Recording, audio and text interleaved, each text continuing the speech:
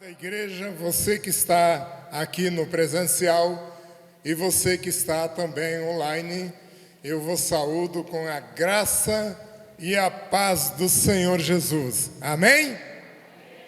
Também estou muito honrado em poder participar juntamente convosco de mais um culto de celebração ao nosso Deus. E é muito importante que cada um de nós tenhamos a consciência exata daquilo que nós somos. Quem é igreja, diga amém? Amém. Você também que está online, eu creio que você é igreja. E a igreja, o que ela é? A igreja, ela foi estabelecida por Deus para sermos úteis à sua casa e sermos um povo separado do mundo para vivermos a eternidade com Deus. Eu quero conversar com vocês hoje sobre a igreja indestrutível. A igreja indestrutível. Então está aí o nosso tema de hoje. E a igreja, ela é indestrutível. Mas eu quero mostrar algumas fotografias para vocês aí. Faz favor, por gentileza. Olha aí, nós temos essa igreja na França que está em ruínas. Tem até um matagal crescendo ali dentro. E não é só essa. Tem muitas igrejas na Europa que estão em estado de decadência.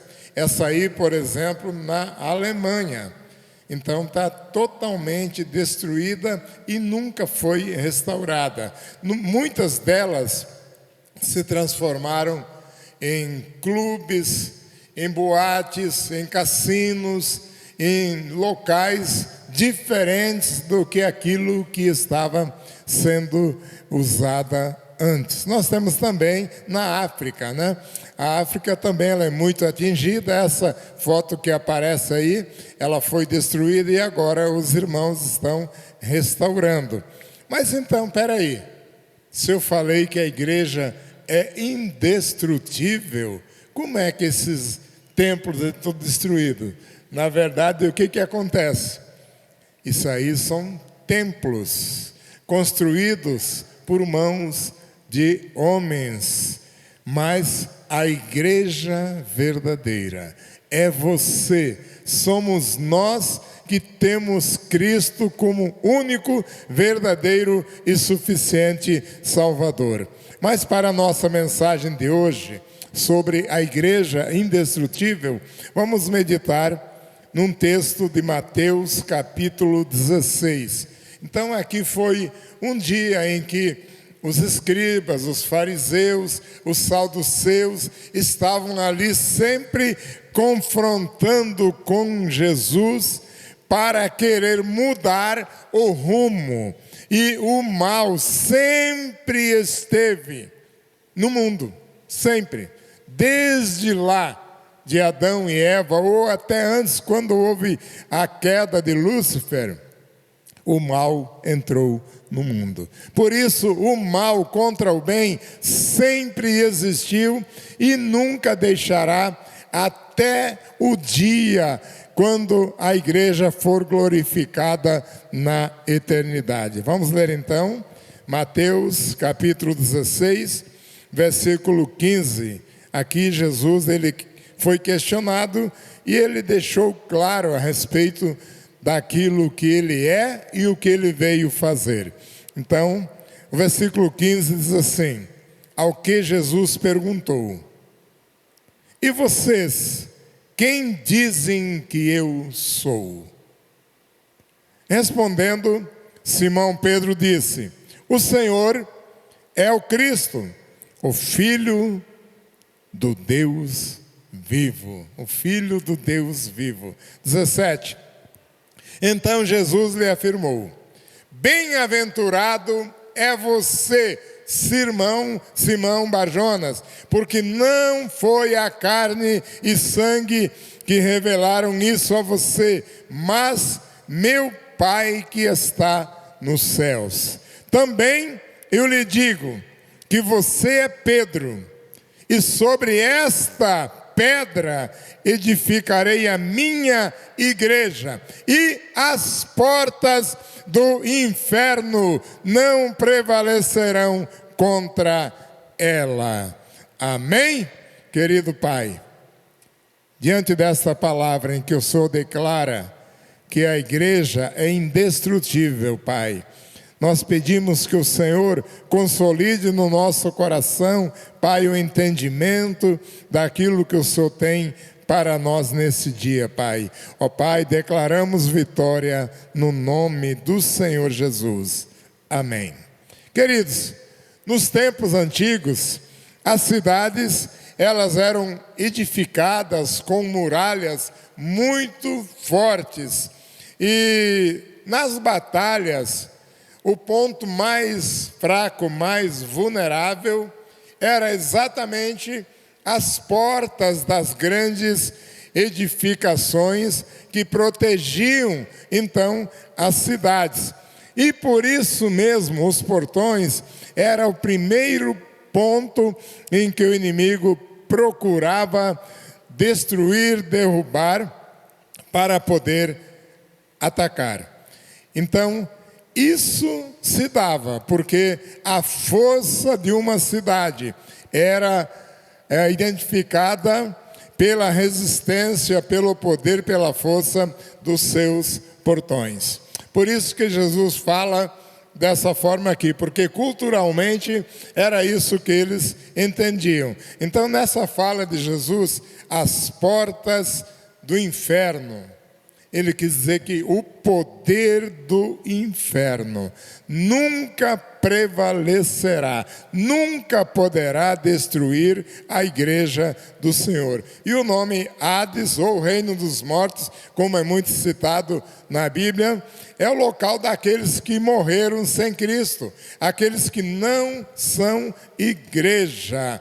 Observe também o detalhe do português que é aplicado aqui, porque há algumas denominações, alguns segmentos religiosos que afirmam que Pedro é a pedra ou alicerce da igreja. Mas Jesus disse sobre esta, ele não falou sobre essa, apontando para Pedro, ele não apontou para Pedro. Logo, nós não temos dúvida nenhuma que Cristo é a pedra angular, fundamento da nossa igreja. E o próprio Pedro, na primeira carta, no capítulo 2, versículos de 4 a 10, ele declara muito bem esmiuçado, 1 Pedro 2, de 4 a 10, declara que Cristo, então, é a pedra fundamental. Ele afirma: Cristo, a pedra viva sobre o qual os cristãos, os crentes, são edificados como igreja. Então aqui, sobre Cristo, é que nós somos edificados, obtendo assim a vitória. Mas vamos observar uma coisa também, queridos, que tanto Jesus quanto Pedro não estão se referindo a prédios e nem a instituições religiosas. Por quê? Eles estão, então, falando a respeito da igreja, aqueles que se arrependem da sua vida, aqueles que se arrependem das obras mortas e passam a crer em Jesus. E sobre arrependimento, a professora Andréia Rocha ministrou nesta manhã uma aula sobre arrependimento. Então, ela deixou muito claro, muito bem explicadinho na Escola Manancial de hoje, a respeito das mudanças que ocorrem. Porque não adianta só sermos frequentadores de igreja, né? Como diz o pastor José Pedro, ficar esquentando o banco, não é esse o objetivo. O objetivo é mudança de vida, mudança de paradigma, arrependimento profundo e sincero e receber Cristo como Salvador para termos a vida eterna. Então, se for para destruir igreja, tinha que começar por destruir Cristo, o Filho de Deus. Mas a história e as nossas convicções e a Bíblia nos garante que a igreja é viva, é eficaz, é atuante em todos os tempos. Sempre houveram barreiras, sempre houveram dificuldades, sempre o inimigo quer se impor para prejudicar. Mas a igreja, ela continua avançando, apesar de tudo, e através dos tempos. Conforme estatísticas, todos os dias, queridos, cerca de 170 mil pessoas se convertem a Cristo por dia no mundo. 170 mil se convertem então ao cristianismo no mundo inteiro. E só para citar um caso conhecido nosso, o missionário Paulo Brito, que está lá na Tanzânia, ele desde 2009 que ele se encaminhava para isso, mas efetivamente em 2011 ele iniciou os trabalhos da Igreja de Cristo ali na Tanzânia. E ele já iniciou o trabalho de 234 igrejas, templos, mas algumas delas é nada mais, nada menos do que uma árvore com o pessoal sentado em cima de bancos de madeiras. E ele já, através do trabalho dele, 51.950 vidas foram alcançadas. Quase 52 mil pessoas alcançadas para o reino de Deus. Mas, queridos, como eu falei, também no dia a dia do nosso mundo, nós temos o lado negativo. É a contrapartida. Aquilo que o mal consegue ir também angariando para o seu frustrado reino, para a decadência do ser humano. Todos os dias, 91 mil cristãos se desviam do caminho do Senhor. É muita gente, muita gente. Significa então que há um acréscimo real diário de 79 mil cristãos. 79 mil pessoas em todo o mundo, tá? Mas, voltando ao assunto da perseguição, a perseguição nunca para, nunca, nunca, não pense você que nós estamos em paz. Nós estamos em guerra, e essa guerra é contínua, é diária, ela nunca para. O inimigo das nossas almas não descansa de forma nenhuma. Também como nós entregamos a estatística dos que se convertem, também os mártires, por dia, amados, 480 novos mártires são sacrificados diariamente pelo mal, pelas forças malignas do inimigo que está atuando. Homens, mulheres, jovens que pagaram o preço da vida deles, entregando a vida deles a Cristo. Então, este foi o crime desses 480 cristãos que diariamente morrem, ser seguidores de Cristo. Esse é o crime deles perante o mal, perante o mundo. Mas, continuando, quando Jesus disse, eu edificarei como pedras vivas, que são cada um de vocês. Então, ele é a cabeça, o cabeça da igreja. E lá no Éden, lá no Calvário, lá na cruz, o inimigo tentou destruir esse projeto de Deus de salvação da humanidade. E Isaías já tinha profetizado isso 700 anos antes de Cristo, que ele seria levado ao matadouro como um cordeiro mudo. Então Isaías profetizou lá no capítulo 53. E o corpo físico do homem, Jesus Cristo, ele então foi atingido, mas a tentativa frustrada do inimigo para destruir a igreja, mais uma vez fracassou. Por quê? Porque ele ressuscitou. Ele, a cabeça que não pode ser destruída. Não seria possível destruir Cristo, o Salvador da humanidade. E como a cabeça, Cristo, não foi destruída, porque ao terceiro dia ressuscitou, com certeza os apóstolos também ficaram pensando, já que a cabeça não pode ser destruída, o corpo de Cristo, que é a igreja, você e eu, também não podemos ser destruídos. Nós cremos nisso efetivamente, mas igreja, aquele que se arrependeu e mudou, deu uma guinada de 180 graus na sua vida. Tem alguns que dão uma guinada de 360, aí continua no mesmo caminho, porque aí é uma volta completa. Mas não, 180 graus, aquele que caminha em pecado e que não produz nada, se arrepende e muda de vida, vai no sentido contrário à vida que vinha levando. E os discípulos daquele tempo de Jesus pensaram dessa forma, porque eles tinham visto e ouvido toda a perseguição e os golpes desferidos em Jesus, mas testemunharam a sua ressurreição.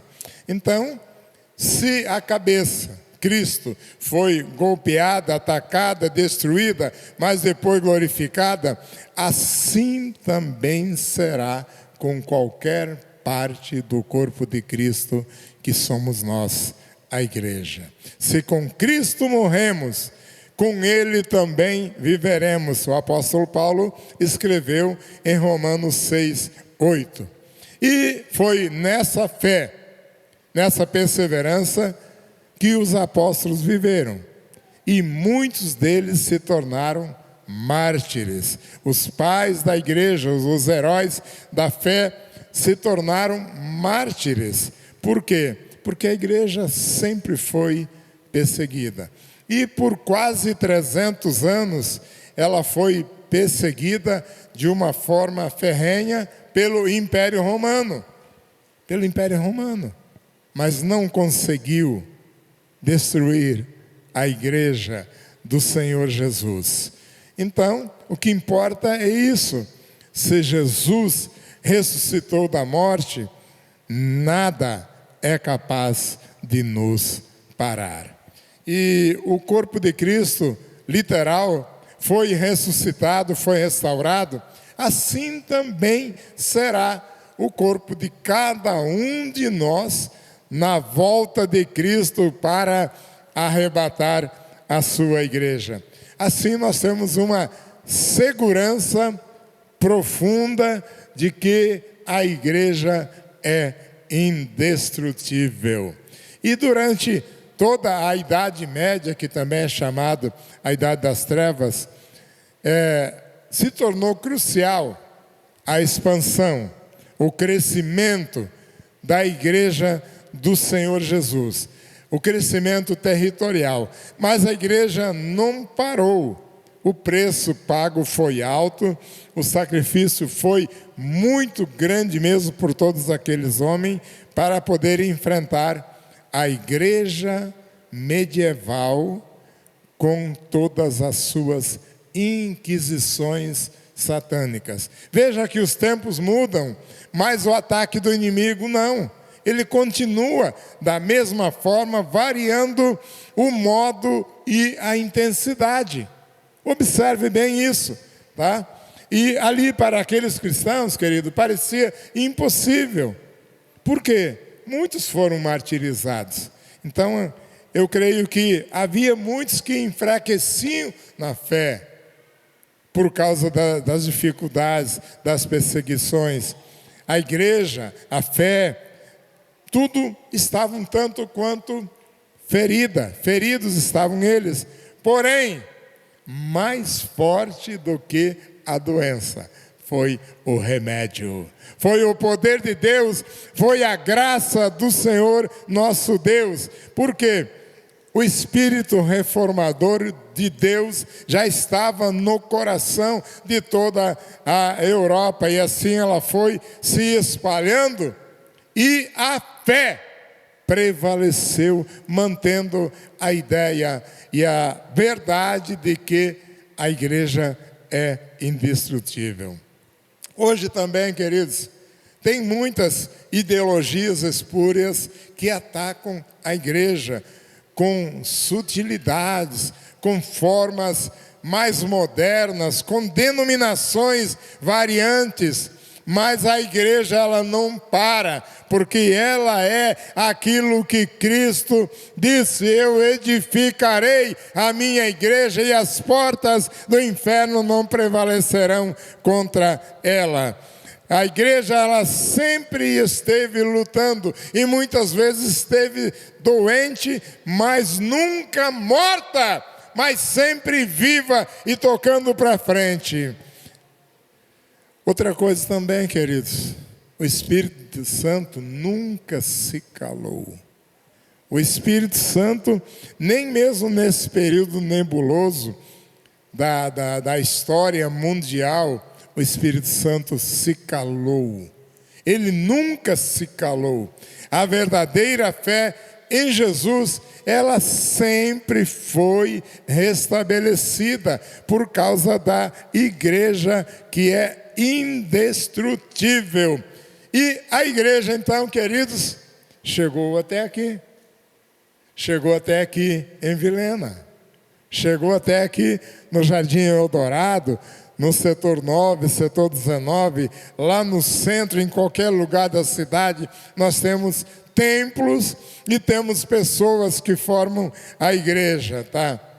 E não pense você, então, que hoje, ano 2021, o inimigo sossegou. Há muitos que dizem que essa pandemia é imposta pelo inimigo. Queridos, se for ou se não for, os planos de Deus para a vida de cada um de nós não irá fracassar de forma nenhuma. Então, o modo de operação do diabo, ele já é conhecido e é cíclico, vai passando de época em época e mudando, variando um pouco através da história. Primeiro, ele tenta nos intimidar, para ver se nós desistimos, para ver se nós mudamos de ideia, para ver se nós largamos essa ideia de igreja, de Cristo, mas não, vamos em frente confiando naquele que estabeleceu a igreja. E o inimigo ele vai desferindo golpes, vai produzindo mortes, sofrimento, mas nós não desistimos. Não é por causa dos açoites do dia a dia, do mundo atual, que nós vamos desistir, de forma nenhuma. Queridos, quando isso não der certo, as tentativas do inimigo, ele começa a se associar à nossa fé. Ele começa então pervertendo os cristãos. Você pode reparar que existem segmentos religiosos que se baseia só na bondade, nas boas obras, em não magoar, não ferir ninguém, e até cita o nome de Jesus. Mas não há mudança verdadeira de caráter, de procedimento, de atividades por parte das pessoas. E por dentro continua o câncer do inimigo inserido em doutrinas falsas que derrubam o ser humano. Tem muitas denominações que, na verdade, são estabelecidas pelo mal. Então, são doutrinas falsas que vão nocauteando o ser humano, porque ele não lê a Bíblia, não muda conforme foi ensinado a respeito do arrependimento e se mantém da mesma forma que sempre foi. Por isso, queridos, temos que ficar atentos, temos que ficar ligados mesmo nas coisas. Muitas vezes, dentro da minha família, de sangue mesmo, tem pessoas que seguem doutrinas espúrias. Por quê? Porque não lê a Bíblia. E quem não lê a Bíblia, ele não tem a revelação de Deus através do Espírito Santo. Mas vamos voltar ao nosso texto. Por que Jesus falou sobre a igreja? Num contexto que ele estava a respeito de fé, ali com os escribas, os fariseus, saduceus e os discípulos dele. Por quê? Ele falou então sobre o fermento dos fariseus, porque eles pregavam heresias, pregavam obediência à lei, mas não pregavam amor. Vejam bem aqui em Amós 3:7, diz assim: certamente o Senhor Deus não fará coisa alguma sem ter antes revelado os seus segredos aos seus servos e os seus profetas. Vou ler de novo. Certamente, é Amós 3:7. Certamente o Senhor Deus não fará coisa alguma sem ter revelado o seu segredo aos seus servos e aos seus profetas. Servos e profetas são aqueles que se arrependem, mudam de comportamento e passam a profetizar a palavra de Deus. Em muitos lugares da Bíblia, você vai achar a seguinte afirmação de Deus para nós: todos vocês que ouvem a minha palavra e praticam, vocês são meus filhos e eu serei o vosso Deus. Veja a importância que tem isso, porque Deus, Ele quer que nós tenhamos uma segurança total, que nós não tenhamos dúvida a respeito deste caminho que um dia Ele nos colocou. Então, quando você tiver alguma dúvida, eu quero dizer, vá para dentro da Bíblia, leia e peça ao Espírito de Deus para te dar a revelação plena, segura e total. Amém?